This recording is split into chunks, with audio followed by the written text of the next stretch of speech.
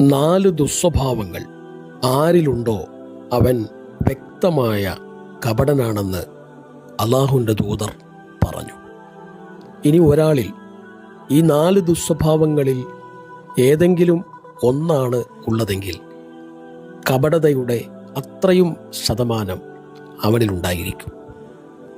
അവകളിൽ ഒന്ന് ഇത് തുമിനഹാന, വിശ്വസിച്ചാൽ ചതിക്കുക.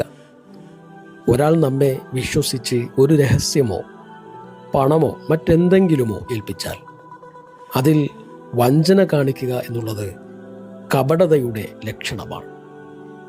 2 വഇദ ഹദ്ദസ കദബ, കളവ് പറയുക. നുണ പറയുക എന്നുള്ളത് ഒരു വിശ്വാസിയുടെ സ്വഭാവമല്ല. നിസ്സാര കാര്യങ്ങൾക്ക് പോലും കള്ളം പറയുന്ന ശീലം അപകടമാണ്.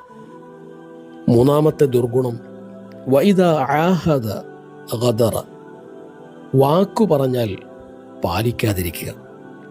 ഒരാൾക്ക് ഒരു ഉറപ്പ് നൽകിയാലോ ബിസിനസ്സിലോ ജീവിതത്തിലോ ഒരു കരാറിൽ ഏർപ്പെട്ടാലോ അത് മനഃപൂർവ്വം ലംഘിക്കുക എന്നത് കപടതയുടെ ലക്ഷണമാണ്.